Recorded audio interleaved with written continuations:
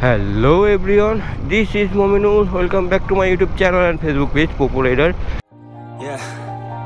Everybody knows that I'm breaking down. Everybody knows I ain't faking now.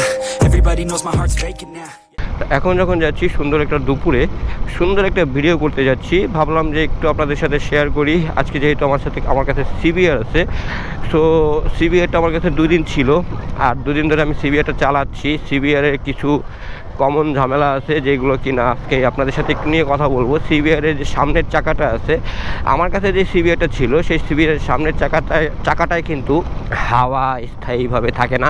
কারণটা যেটা ছিল, আমি আগে সিবিআর চালাইছি তখন এই সমস্যাটা ছিল, এখন মেবি সমস্যাটা নাই। কারণটা যেটা, সেই কারণটা হচ্ছে গিয়ে সিবিআরের যে নলটা আছে, রিংয়ের যে নলটা, সেই রিংয়ের নলটা কিংবা হাওয়ার যে নলটা, সেই হাওয়ার নলটার গোড়া দিয়ে লিকেজ করে। যদি আপনি যতই কি বলো ওটাকে জেল ভরেন না কেন, যা কিছুই ভরেন না কেন, ওই একটা নির্দিষ্ট সময় আসার পরে জেলের টেম্পার শেষ হয়ে যাওয়ার পরে কিংবা জেলের টেম্পার নষ্ট হয়ে যাওয়ার পরে একটা নির্দিষ্ট কিলোমিটার চলার পরে তো ওরকম একটা সমস্যা হতে থাকে। সো এই জিনিসটা ফিক্সড করার ব্যাপারটা হচ্ছে গিয়ে প্রথম পর্যায়ে আপনার নলটা চেঞ্জ করে ফেলতে হবে, এবং নলটা চেঞ্জ করে ফেলে সুন্দর ভালো একটা দামি নল লাগাতে হবে যেটা কিনা হাওয়া পাস করা যায়। এবং আপনাদের একটা জিনিস খেয়াল রাখতে হবে, যখন আপনারা জেল ভরবো কিংবা যখন আমরা জেল ভরবো তখন যদি ওই জেলটা নল দিয়ে ভরা হয়, তাহলে নলের যে কিছু কম্পোনেন্ট আছে, নলের ভিতরে কিছু জায়গা আছে, সেই জায়গাগুলো তে জেল লেগে থাকে কিংবা জেল লেগে যায়, এবং সেই জেলটা যদি লেগে যায় তাহলে কিন্তু ওই নলের ভিতরে যে জিনিসগুলো আছে সেই জিনিসগুলো আস্তে আস্তে নষ্ট হতে থাকে কিংবা নষ্ট হয়ে যায়। এই কারণে আর কি এইখানে হাওয়াটা বেশি দিন টেকে না এবং হাওয়াটা বের হয়ে যাওয়ার চেষ্টা করে কিংবা বের হয়ে যায়। এই হচ্ছে গিয়ে ব্যাপার আর এই হচ্ছে গিয়ে অবস্থা। তো এই জন্য সিবিআরটা নিয়ে বেরোইছি, যাতে আপনাদের সাথে একটু সিবিআরের রাইডটা শেয়ার করতে পারি এবং সিবিআরটার যে ঝামেলাটা আছে সেই ঝামেলার সম্পর্কে আপনাদেরকে একটু ধারণা দিতে পারি কিংবা একটু বলতে পারি। তো সিবিআরের যে গ্রাউন্ড ক্লিয়ারেন্স কিন্তু অনেক ভাই। সিবিআরের গ্রাউন্ড ক্লিয়ারেন্স আপনি দেখা যাচ্ছে অন্য যে বাইকগুলো আছে, যেরকম আমি যেটা চালাই FZS ভার্সন 2, ওই FZS ভার্সন 2 থেকে সিবিআরের গ্রাউন্ড ক্লিয়ার সেটা অনেক ভালো। মাটি থেকে যে হাইটটা সিবিআরের, সো ওই হাইটটা অনেক ভালো। আমি দেখা গেছে সাগরকে নিয়ে একটা স্পিড ব্রেকার ক্রস করতে গেলে আমার FZে বেঁচে যায় কিংবা সাইলেন্সারে বেঁচে যায়, কিন্তু সিবিআরে কিন্তু সেটা বাঁধে না। আমি সঠিক জানি না গ্রাউন্ড ক্লিয়ারেন্স কতটুকু আছে, না জেনেই আমি আপনাদেরকে একটু বলার চেষ্টা করতেছি এই ক্লিয়ারেন্স সম্পর্কে। আর সাধারণত সিবিআর কিংবা আপনি যে কোনো গাড়ির, যে কোনো বাইকের যে কোনো ডিটেলস জানতে আপনি অবশ্য গুগল করলে আপনাদের সেই ডিটেলসটা আপনারা পেয়ে যাবেন কিংবা পাবেন। তো আমি জাস্ট ওই ডিটেলসে না যাই, কারণ ডিটেলসে গুগল করলেই পাওয়া যায়। আর আমি শুধু আপনাদেরকে একটু রাইডিং এক্সপিরিয়েন্স কিংবা আমার চোখে সিবিআর কেমন কিংবা আমি রাইড করে সিবিআরকে কেমন পাচ্ছি সেটা একটু আপনাদেরকে বলার চেষ্টা করি, জাস্ট এইটুকুই, এছাড়া আর কিছুই না। তো জানি না কতটুকু কি আপনাদেরকে বলতে পারি কিংবা বুঝাইতে পারি। সিবিআর স্পিড মিটারটা কিন্তু অনেক সুন্দর, অনেক দিনের বেলায় অনেক সুন্দরভাবে দেখা যাচ্ছে সিবিআরের যে মিটারটাকে। আর এই মিটারটা কিন্তু খুব সুন্দর, অনেক ডিটেলস আছে মিটারে। এখানে টাইম আছে, গিয়ার ইন্ডিকেটর আছে, স্পিড আছে, আরপিএম আছে, ফুয়েল আছে, সব কিছুই মোটামুটি এখানে পরিপূর্ণ আছে, ভরপুর আছে। তো আমি কথা বলতে বহুত দূর চলে আসছি। আর আজকের ভিডিওটা সাধারণত আমি একটু সিবিআর নিয়ে করার চেষ্টা করছি। আর এখানে একটা আফটার মার্কেট হরেন লাগানো আছে যেটা কিনা পপ। সো এই পপ হরেনটা কতটুকু কার্যকরী সেটা একটু আপনাদেরকে বলার চেষ্টা করব।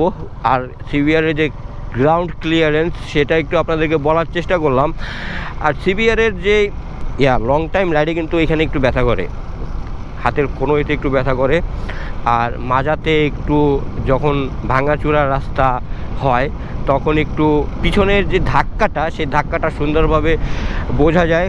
যদি একটু ভাঙাচোরা রাস্তায় আপনি চালান কিংবা একটু চালানোর চেষ্টা করেন, তাহলে আপনার মাজায় আপনি পুরোপুরি যে ফিলটা সেই ফিলটা পাবেন। যে ধাক্কাটা দিচ্ছে এই ধাক্কাটা। আর এই যে হর্নটা পপা হর্ন, এই হর্নটা কিন্তু ভালোই কার্যকরী। এখানে একটু সুইচের ব্যাপার স্যাপার আছে, ও কোন কোন সুইচ দিয়ে যেন কেমনে কেমনে পরে পিপি করে। সো আর এখানে দুইটা হর্নই লাগানো আছে যাতে ও কেস না খায়, বাচ্চা মানুষ তো কিউরিসিটি নিয়েই এইগুলো করে। তো এই মডিফাইগুলো যে একটু কিউরিসিটি না থাকলে এই মডিফাইগুলো করা হয় না, কিন্তু এই হচ্ছে কি অবস্থা। আর আমি এমনিতেই দুপুরবেলা বেরোইছি আপনাদের সাথে একটু রাইডিং এক্সপিরিয়েন্স শেয়ার করব সিবিআর নিয়ে। আর গতকালকে সিবিআরের একটা ভিডিও দেখছেন আপনারা, যেটাতে কিনা অয়েল কুল কিংবা লিকুইড কুলে পানি এবং কুলেন্টের যে ব্যবহার কিংবা পানি এবং কুলেন্টের যে পার্থক্য সেটা ওইখানে বলা আছে কিংবা বলার চেষ্টা করছি। তো জানি না কতটুকু কি বলতে পারছি। আর আজকে সেরকম কোনো টপিকস নেই, আজকে শুধু একটু রাইড করব এবং আপনাদেরকে একটু বলার চেষ্টা করব কিংবা একটু দেখানোর চেষ্টা করব সিবিআর রাইডে যে এক্সপিরিয়েন্স এবং যে অসুবিধাগুলো, সেই অসুবিধাগুলো। এই যে একটা অসুবিধা যেটা কিনা সামনের চাকাতে আপনি হাওয়া রাখতে পারবেন না। দ্বিতীয় যে অসুবিধা আছে, এই জায়গাটা পেন করবে এবং আপনি যদি ভাঙাচোরা রাস্তা দিয়ে চালান কিংবা জ্যাম ঠেলেন তাহলে তো কোনো কথাই নাই ভাই। তাহলে ভাঙাচোরা রাস্তার যে ধাক্কাটা, সেই ধাক্কাটা আপনার মাজায় পুরোপুরিভাবে দেখা দেবে কিংবা পুরোপুরিভাবে আসবে।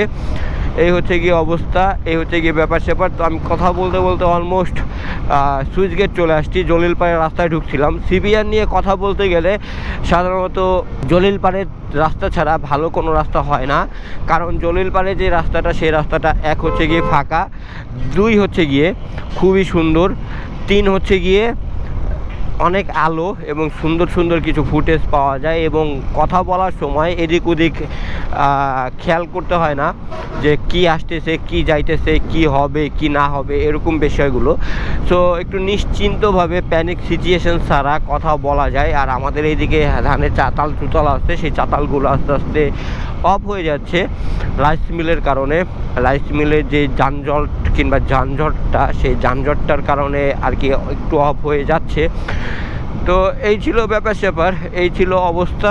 আর এখন যখন যাচ্ছি বাসার দিকে চলে যাব, তো বাসার দিকে যেতে আমার হচ্ছে গিয়ে আমি এখন আছি হচ্ছে গিয়ে সুইচ গেট ক্লোজ করে যেই গোপালগঞ্জ স্ট্যান্ড আছে, সেই গোপালগঞ্জ স্ট্যান্ডে আমাদের এদিক দিয়ে এই রাস্তাটা কিন্তু গোপালগঞ্জের ডাইরেক্ট একটা লিঙ্ক।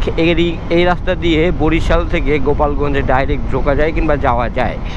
এই হচ্ছে কি অবস্থা আর এই হচ্ছে কি ব্যাপার স্যাপার। ও আমার রিসেন্টলি কালকের ভিতরেই কি আমার বরিশাল যাওয়া লাগতে পারে। তো বরিশালে একটা ভেন্যুর প্রস্তুতি নিতেছি আমরা, ওখানে 84 পিস এলইডি সেট আপ আছে। সো ওই 84 পিস এলইডি সেট আপটা আমি করতে যাব কিংবা করতে যাওয়া লাগতে পারে। তো এই কারণে আর কি বেরোইছি যে যদি বরিশাল যাই তাহলে আপনাদেরকে একটু শিডিউল দিয়ে 2-3টা ভিডিও আপলোড করে গেলে আপনারা একটু শান্তি মতন দেখতে পারলেন, আমি একটু শান্তি মতন কাজটা করে আসলাম। দেন বরিশাল থেকে আসার পরে পরবর্তীতে আবার আপনাদেরকে আবার নতুন করে ভিডিও দেওয়ার চেষ্টা করলাম কিংবা বরিশালের যে ফুটেজগুলো সেই ফুটেজগুলো দিলাম। তো এতে আমার একটু সুবিধা যে আমার এই যে ভিডিও এডিট করার প্যারাটা কাজের মাঝখানে সেটা থাকে না, একটু নিশ্চিন্তে কাজটা করতে পারি। আর টেকেরহাটের স্ট্যান্ডের এই যে ভাঙ্গাচুরা অবস্থা, সেটা আর কত বলবো আর কত দেখাবো, দেখাইতে দেখাইতে কবি নীরব এবং কবি হতাশ, মানে উল্টা কেমনে কি বুঝলাম না। বিধিখিস্তি দই দরবার, যাই হোক এটা কোনো ব্যাপার না। আর গাড়ির অবস্থা দেখছেন, গাড়ির এই পাশ দিয়ে ভাঙা দেখে সে রং সাইড দিয়ে ঢুকাই দিচ্ছে। আর রাস্তায় কি পরিমাণে ধুলা রে ভাই, এত পরিমাণে ধুলা রাস্তায় কেন ভাই? এটা অবশ্যই যে শীতকাল আসছে, শীতকালে একটু ধুলা থাকবে, ধোয়া, এটাই স্বাভাবিক, এটাই বাস্তব। তো আমি অলমোস্ট চলে আসছি বাসার কাছে। হোপ রাখতেছি ভিডিও ভালো লাগছে। যদি ভিডিওতে কোনো কিছু ভালো লাগে থাকে তাহলে অবশ্যই লাইক কমেন্ট শেয়ার করে সাবস্ক্রাইব করে পোপোর সাথে থাকবেন এবং পোপোকে দেখতে থাকবেন। তাহলে আজকের ভিডিও থেকে এখানে বিদায় নিচ্ছি। কালকে আমাদের এদিকে ওয়াজ মাহফিল, এই যে সেই ওয়াজ মাহফিলের যে ফুটেজ কিংবা ওয়াজ মাহফিলের যে মেলাটা কিংবা মেলার যে দৃশ্যটা, সেই দৃশ্যটা হচ্ছে গিয়ে অবস্থা। মেলার দোকান অলরেডি বসে গেছে। তাহলে আজকের ভিডিও থেকে এখানে বিদায় নেই, টাটা বাই বাই।